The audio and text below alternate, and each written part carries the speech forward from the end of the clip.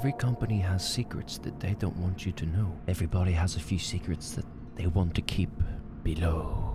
So today we're going to be doing a video that was never meant to reach the surface. Today we're going to be reacting to WWE videos you're not supposed to see. And just before we do that, I want you to see my Twitch channel.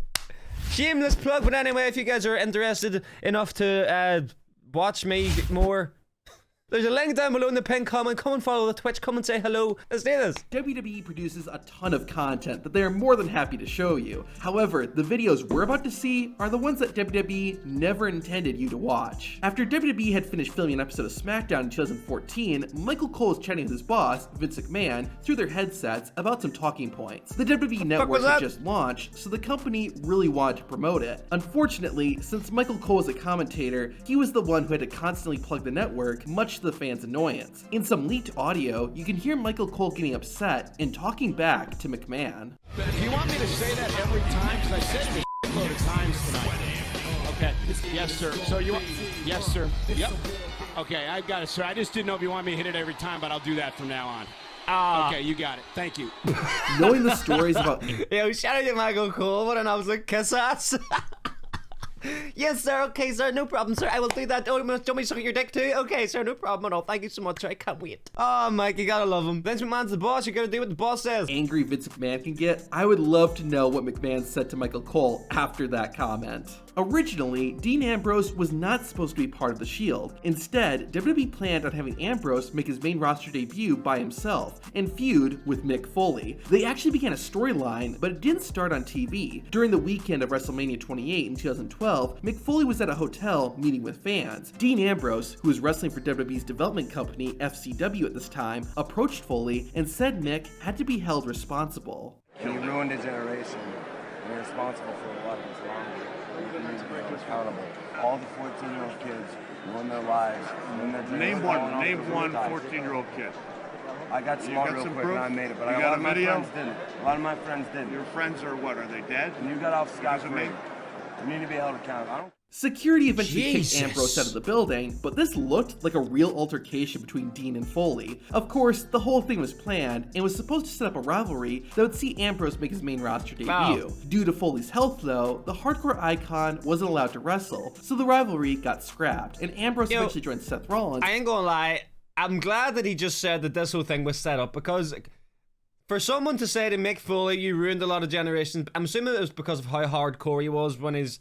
All you gotta do is type in Dean Ambrose hardcore moments and you'll see that he was probably just as bad as Mick Foley, except he hasn't lost an ear and he might have lost a few teeth, but that would have been like the pot calling the kettle black. You know? Roman Reigns as the Shield. Speaking of the Shield, while their entrance was simple, it was pretty cool. Seth, Dean, and Roman would enter through the crowd rather than the entrance ramp like all the other wrestlers. However, the part you never saw was what was going on right before they walked out. The Shield would be led by a group of security guards to the spot where they were going to walk out of. There would also be a WWE production member or two who was there to give them last-minute instructions if needed. As for the Shield themselves, all three members usually had a water bottle that they would normally pour on their heads right before their music hit. This is why they were almost always wet before they had done anything. A lot of times, if there's something WWE doesn't want you to see, they'll do it during a commercial break. However, thanks to smartphones, this doesn't work so well anymore. During commercial breaks, WWE's production crew will often do things like change the ring mat if it gets dirty, get props and decorations set up for an upcoming segment on the show, and other things like that. However, there was one commercial break incident that basically ruined wrestling. Oh no. The March 13th, 2020 SmackDown was the beginning of the pandemic era. WWE hosted the show from inside their performance center with no fans in attendance. One of the matches on the show was a women's tag team match. Other than the lack of a crowd, the match started off normally. After a bit, the show went to a commercial break. However, there was a technical glitch for some viewers and the cameras went back to the show too early. Because they thought nobody was watching, the wrestlers broke character and stopped wrestling each other. It was something you never thought would happen, but there it was. Eventually, once the commercial break officially ended, ended, the women got back into character and returned to wrestling. We've all seen the footage of Brock Lesnar's infamous WrestleMania 19 match against Kurt Angle. To end the fight, Lesnar got on the top rope and attempted to hit a shooting star press. After nearly killing himself, Lesnar would never attempt that or any high-risk move again. That's probably a good thing. But have you ever seen Brock Lesnar hit the shooting star press correctly? Before making his official WWE debut, Lesnar competed in dark matches which were filmed but never intended to be seen by anyone besides backstage personnel. During some of Lesnar's earliest WWE matches, he actually broke out the shooting star press and nailed it perfectly. Of course, it helped that he hadn't been wrestling an Olympic gold medalist before trying to perform the high-risk move. During a different dark match, Brock used a dropkick, another move that Brock rarely, if ever, used on TV. Also, before he started using the F5, Lesnar's finisher was a running power slam. Years later, Braun Strowman used this move as his finish. I ain't gonna lie, most of the wrestlers do like the shooting star press are like small and agile, and